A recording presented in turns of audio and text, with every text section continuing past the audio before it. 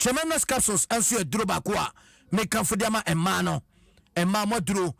tremendous capsules ko pebi nanumbi esanse no so ebetimi ai kama pa enso ede amao achese nwumre so make am wasem ede achewo DBS Industries Limited roofing papa efie okwa oni DBS enkase na ye kan die na onum se omanimo ye ka free bonto a adwene ba ko about trim DBS Industries Limited omapa amagana for eho aheha ompa mbre ya na nka no mama ye tini amanfo airport so ni nyina no DBS Industries Limited a omatete no maso amande eno so eko kamapa ede emao ampose for the FPAC NBS tablet apa FPAC was blows your pain away and if a BS tablet no so no a droba kwa oya dina huntowa wadura uhia a BX tablet bomade na pebi na no so no entime enye kamapa enfa emao wemo eni nyumako bi eka ho yaku anim no medium aka enso ebebro na eboa na nyumre so yede Adom Sports page no mede enkomo no mede ebro entino kana seneso se nyame yatuma echina ena AFCON no yewramo ewo the semi-finals na echina no enya dia eda from kra enso ehonom fixtures no emu edene etu ha so far no so no 4 countries are omo apiemo ewo dwumede na se nyina no so no obia ni ho a onje AFCON ni bida obia jibida South Africa na meka se waje bakope dia Congo ajimienu Nigeria ajibi enafe eye omaya eno so account say Ivory Coast wono so ajibi eti echina no eye semi-finals no ebekoso Nigeria and South Africa and airport di kan eno ye 5 p.m. na Ivory Coast enso ni dia Congo wono so etimi dia pem so eno so no eye 8 p.m. eti se so ema me se AFCON no echina nyame ya atuma eno so eba so back pa na yede eno so emunchiemo ene ho hihye nyina da yede eno so etimi ede apro live ewo Adom 106.3 FM so yaba anim na yede de aka nyina da enso atoa so edi amakamapa. From long tennis to javelin, swimming, edico wrestling. The way a Tiger Woods is swinging, Sergio Ramos is tackling. The way a Messi is dribbling, Cristiano Ronaldo is scoring. The way a Olilaji Olympics, Aboswa, also is diving. Adom Sports, Mudieni, we're doing the listening. Okay, eti ma yensen enkuanim na fe yehe enkoma oto ano so etiko Ghana football said here. Enoma atitia pansam kra ama Ghana football no enya kono entenei o de kom mountain se okoton a obieni wa obeto Ghana football it is waha Ghana Premier League sponsorship abom said that Johnson abo akoko no and you be correct me discover shame yaku anim no se da bi said ya mo bom ball and said mo ye noma ewo efe ho no mintimi nkoso enemo enya adwuma no watwe ne ho e de free eye football nimo next sponsorship no ya born kwatere kwa for some years in here ya boliga sponsorship bia so no eni so eno achi no uramo our blasters a ayedene pa ekane na kiabu blasters sponsorship a utu se disu ga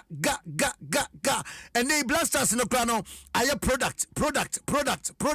and they sponsor ye blasters of Ghana no e man de aton som kra quincy no omkra do muni ba kokra efe no so sampa agia tum se wo mo akasa ahye ye Ghana Man Soccer Center of Excellence na committee media camp players no kra no eno so huska ne ba ne da kwa bi fufuro ne atop polytank ne da kwa sisisi wo etuba hwe no na players ne kra no enya baby enda e wo Ghana Man Soccer Center ho omunya baby mpo ensan entwani e wo Ghana Man Soccer Center ho etiano so akwara hosema ni nyina no editia oman Ghana ene ya football na no ene nam so a ene country man songo Patrick Osei Ajman ene penifo bi akabom se wo de eye demonstration chenchenche pa ebehe na omote no so no etimi asihye so na se otum se dwumade no ebekoso etina na watwe pepepepepe eye Wednesday 14 February 2024 ene sa demonstration no eno ebetimi akoso eni pe free echichi ne beteye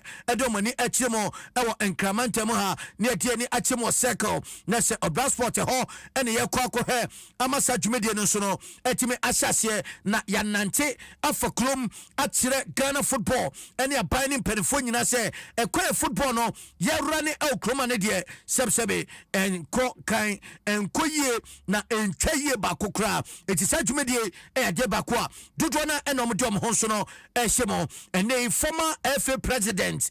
Dr. Nyahota Maklo ene waka say what say achekra na nkese sasise we kra no baso de that sense na semo de ben fisha be nan ebei utu se Ghana football no agukra chese odi taria na why odo saka na tapapi eyawe hosem eti ono ankasa edne ho eba bajim ama demonstration no etimi ayekra be yenche sema Dr. Nyahota Maklo wodi tuja concerning your protest march, I support it fully, and I would say it's even long overdue. Leaders of this country should know that the source of their power comes from the people, and the people's game is football. It is their passion. So when that particular game is failing, then government must know that it's failing. That's all. Thank you. When is sama Dr. Nyahota Maklo wadi etuja awachire mu se a long overdue. Was it ache etino kaya teba kwa na kaise ebaso den na so afei ena brewa aipuma kwema wono so ede ne support ene de se wotimi ede kachire nia no wode eno so eba sebe eno so ebetimi akoye pa enso ehorma mede sanche mu no so mede ejao live ewo eye Adom 106.3 FM so now yanku yanim kakra na coach bakwa enei wono so ewremo awo Mauritania na ohese de atie na ne modemo ahono efefo ne mperifo bi esusu se ebetimi akoye ediama Black Stars no eye Amel Abdul papai reporter epa enie we reporter eno abekam from mema menso mi di ema o wo mu chese Ghana Football Association no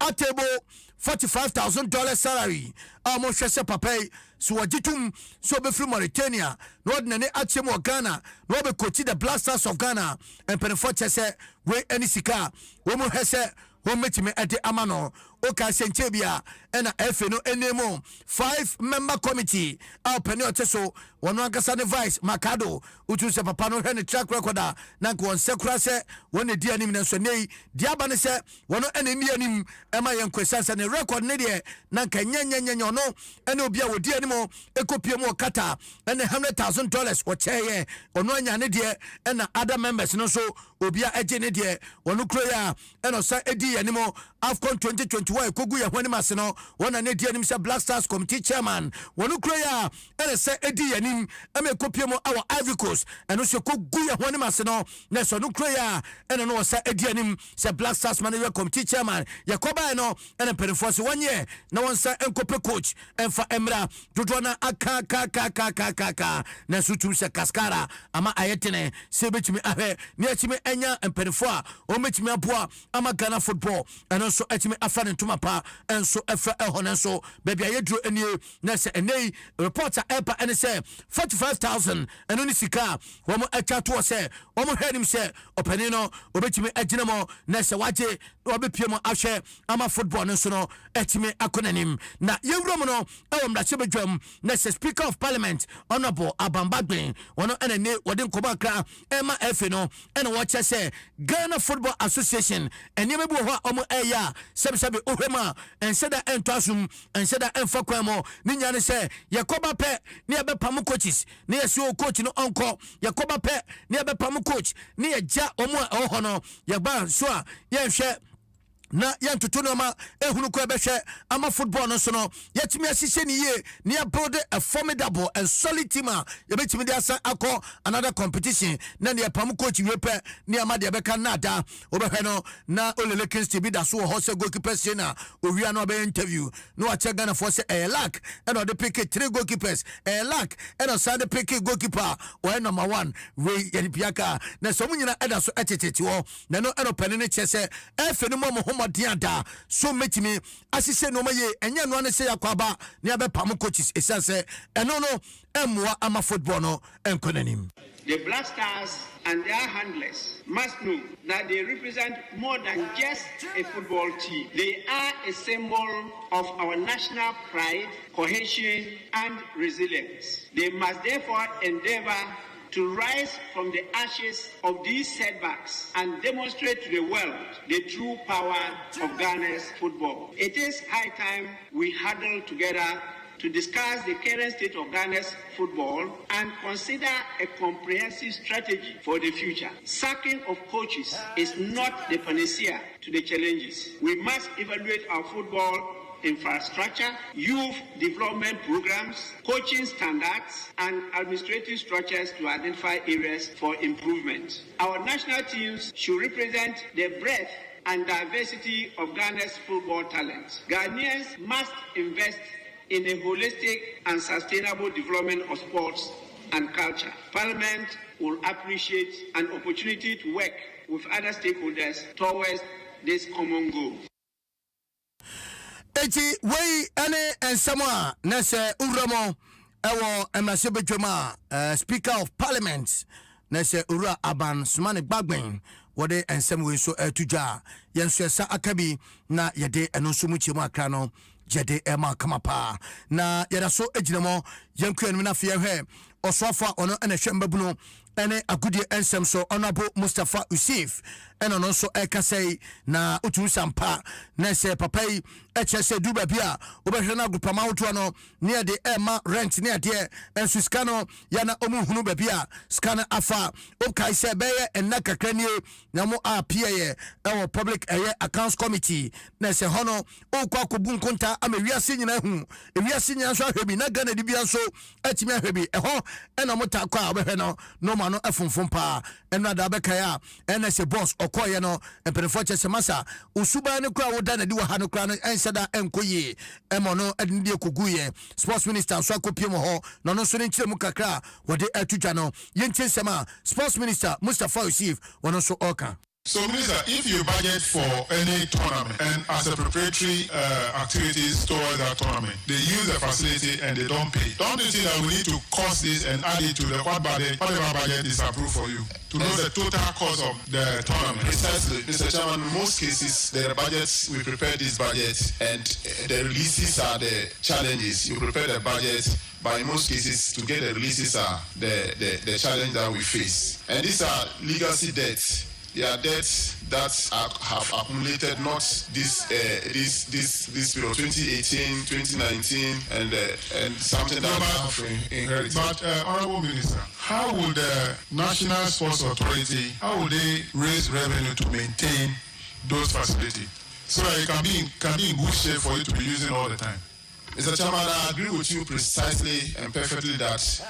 going forward, like what we are doing now, is to ensure that, for example, we are going to have African Games. It's a major tournament. So in terms of camping and everything, we have made provision. But I'm saying that these are legacy debts that we have inherited. And we have taken steps to ensure that going forward, we don't accumulate more. Who incurred the debts? These are, the Women AFCON was done in 2018. It's the ministry. But it's something that we have inherited. We have put reforms in. You inherited from whom? It's government, so there's inheritance here. Yes, it's government. I'm only indicating that we put steps in place to make sure that at least there are budget allocations now for even pre-camping, so that going forward we don't accumulate more. Do you want to say that as a chairman you care that not necessarily. You have inherited? So what are you proposing, that this debt should be written off? Mr. Chairman, that is what I'm seeking your guidance. It's an appeal. Well, we don't have that power. The House has more power than the committee. Eti abushawe ya sama koko koso eno ebi ena sabre ya de ema no utunse ayetene kasa ne de onkodruwa na fei ayese obi ataso no tawe na yebekom na fei yede eno nyina ho nsem no yede eno so ede abro kama pa na onso sedia eno man so esifa etie ma mensam kwa kire kakra na menwramo ewo efe hobiem na fe Henry Asante Chuma okasa edema the Ghana Football Association no ene won fan koma kra embra we no update a wode emayen ewo eye committee a omo na search for coaches no ehon koma akra na according to him no what you say ye hwese ye betimi enya new coach by the end of a year busumi a yewumi na se February busumi omo hanim se ye bewie no na yenya new coach yenya ne tie se ekina sei omo do mani akire mo ekumase normal question central for and also hon sem no aye bebrebe central for kumase dodo na no mpese omo so e boycott eye sansise ya e finiche se omo kwakopiem kumase no no akodi nkomesan se ebi fo se omo be pie mo e Ghana no from Ivory Coast no a chelpa edimu ananke so de ma Ghana fo no omo emfa maye eti dodo na e na hwese e kina sanhye mu a omo anshanse won kran ne mom omo hwese omo kwakopiem kumase no omo so ebetimi aboycott na so ni nyinam no Henry Santichum at the update kaka eba at the fa a year coach ye pe ewo memono and it said the hon semino esifa atie. The last week Friday was the deadline for submission of applications. This is say Obia or interest or the next coach of the Black Stars. We are serious in there. By Friday I train me. Now it was submitted or CV and your credentials to the search committee. I know they have had series of meetings, but an independent body, some of their engagements will private until they come out with their report. Until I know, yes, as we speak, they are working. Some meetings have taken place. And I said, they will be able to work in a very good stead to present us at least candidates are you to me are consider almost for your mom 3 weeks. Pardon me for because I am not part of the ESCO, but once I speak for the FA, I try to put myself in that position. ESCO no 3 weeks only for you my join. Now what the second week of Ejuma Omoye. We be a close of next week, will be the final week of Ejuma Ebanere and now almost submitting a report to the Executive Council. Once they submit their report to the Executive Council, then the ESCO will carry on and send the reports to the ministry for consideration. The Ombuds Omoye say will be by close of February there. Now in coach will take it over the reins of your Black Stars. So you reconstructed team. No, na signed the team will be simple. So you feel say was you drew no. You be twasso. Na fear chassis near yes Ejuma. It will be working, and I am sure very very soon. No, report the mama ESCO no. Ejuma ya the Baba Bontina will be when in summer Henry Santichum na say update no ena wode aman no enti amecho say mamen kwa chiri kakra na fe ye hwese dia san komo so esifa atie na former minister for youth and sports honorable Adom ni Lante Vanapoy ena wono so eka kakra e dia fa won che say wo say yema attention no say Ghana football yema attention no enko eba football mo so kakra esian say ayeye chese emema na emema no kra no so kra ne ye no so asakwa ebuachi bidin eti empenefo hwe na yema ya tension no enko emma ne die mo so kakra se be a emma no so benya omuchefa se ye ka borobo ne se dia economy abaka Nigeria emma no de bi omudrom na so ne last awards baso assistant to Shula wono ene sweeping ni nyina out say best player ekodema no emema no so Victor Osimhen ono so esa gene kama ena Lila ntese se mema na ekwa yemema no so enkobi yema yeni enkon yentinsema wode etudwa. In life you take advantage of the areas where you have comparative advantage. So me, I have said that, look, if we think that we can make good with women football, give women football attention. It's a national team too. Let them achieve the success we are looking for. If we cannot win the World Cup with the men and we can win the World Cup with the women, it's the same Ghana. But if we can't do that, then let's give all of them equal attention so that somebody will not feel that we have been deprived, even though we are doing so well. We have been deprived. Currently, if I were in the GFA, for the next 2 years, I'm not even going to think about male football. I'm going to think about women football because that is where the glory is coming. So let's push. So the minister should take the bull by the horn. The minister should be responsible enough to let the GFA people sit there and say, look, guys, sit down. You cannot do without government support. Yes, you get some money from outside. I'm not interested in how much you get from FIFA because that is not. But the taxpayers' money that we are spending on you, you need to be accountable. Eti eno eye nchiremu a Honorable Adom ni Lante Vanapoy wodi etutwa onim se ono no Nempenso obekaya and the stadium crano papa etimi ejinamo na kwesi antechiti ha no so te ya no mo agya konwa ba ko wo ntem on the accountability there o ma on for hundi sa o eti ne chiemu kakra wono so ode eba ena mede sankomo no so mede bi so ma ono ma yemromo enkrofo man so na yemfa nkoma akra efiri on so eba no memfa bi so emfa emao before yebekọ no ma memfa we so emfa ntudwanfa ma se ene ohe 13th African Games no Accra 2023 ene oha na se enhyehyɛ ahodo a egu akwam no enya dia eda form kra nti no ye confirm sports code ene eno ebetimi abaso dia na wahye ne so se America tuo hobby badminton cycling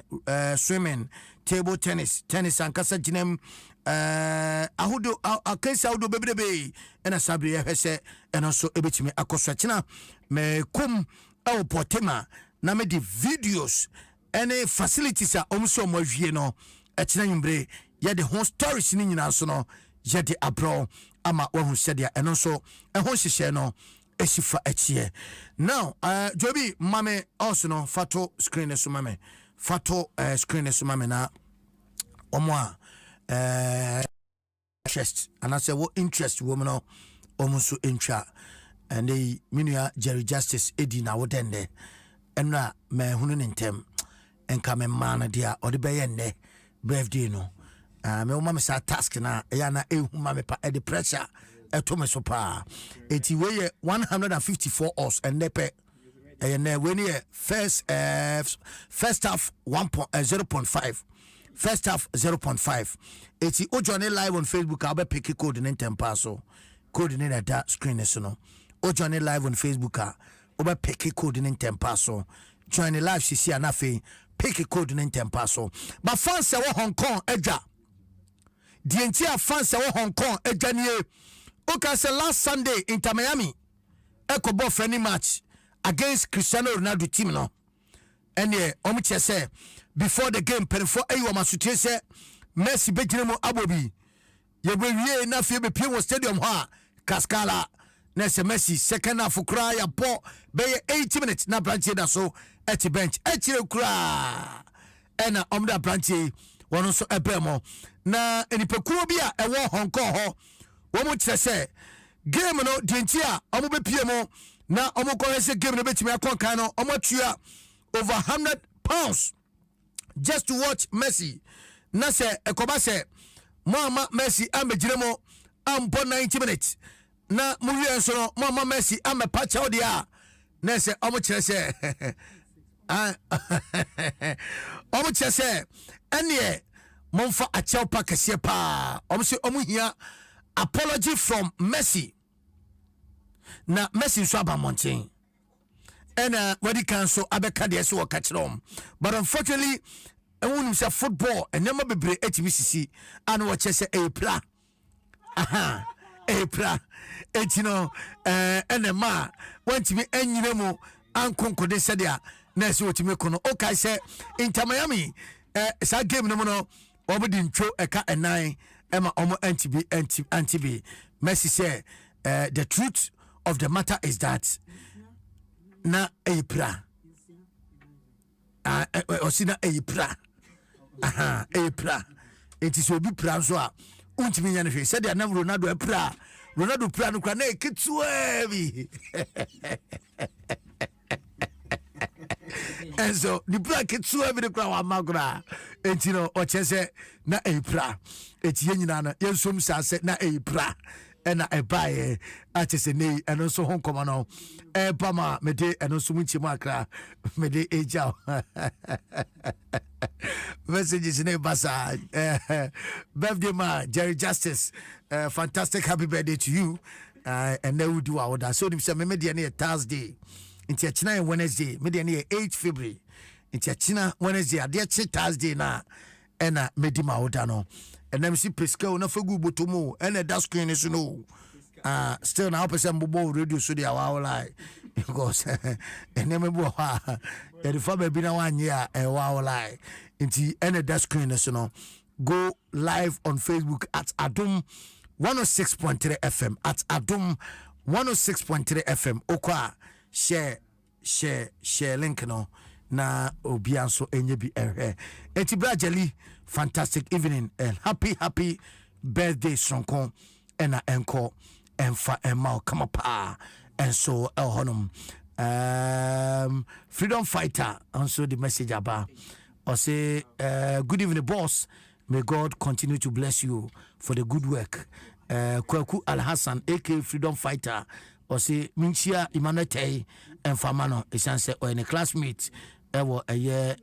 dansuso ana etinese and also there what the eba and so and no can promise to do remo or say happy birthday to Prophet Ebenezer ni kwe soa o oyarfa na we efri Sarah Doku and I watch say happy special birthday enko emfa emao eti special birthday to Prophet Ebenezer ni kwe soa o oyarfa na nyamengo sawo so pa eti nyamenfa so enshirao na wanyo kese from King Promise and then Sarah Doku and omuchese nyamenka ho na wanyo kese pa and so honum I'm to check kese so emfama me body bako Gabi also o GIJ fantastic evening enko emfama se also and then yumre utie dwumedi in live e Adom 106.3 FM amam for extra code in pa amam for extra mpacho we no red it's code net that's na red aha utie adwuma na se you know what is red and you know oba na wawafa na wapekene kama me say 7:45 and a kick off and the 7:45 and a kick off we know more and I'll be to me our sap me 0244 261902 0244 261902 on say de bia na ye pini ye channel no ewo Facebook ha say ye agrone WhatsApp channel ewo ha agrone Telegram channel and also ha it will Facebook comment ni mo a onso betimi adjoin because e bia me wie show no na messages a ewu me phone so no edoso o join a me the game we ebeto ni nyina no first half 0.5 empire na mabogu so keke first half 0.5 ye hia lack na 154 os no eno ayiska ye nyina no ye betimi ediagu ebutom kama pa enso honum me de Cobblestone okomankra ba kwa maka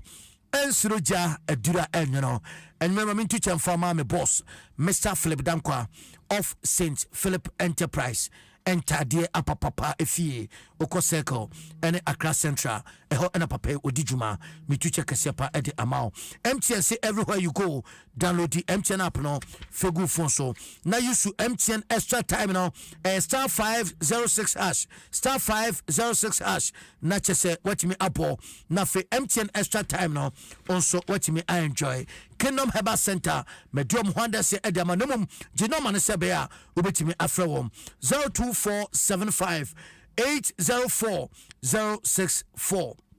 02475 804 064 from me na ono so enkasa TBS Industries Limited roofing papa efie hotline no enie 0543 286 637 0543 286 637 from so na ono enkasa kamapa women a boy and nanwumre so no yede agudie monsem yede ebro se Adom Sports Page 2 nyame Adom channel pa Sports Page 1 ebesan abawa kwemo me Cobblestone African Joby and I say out here and I feel Emmanuel Tay confidence on Sunday modene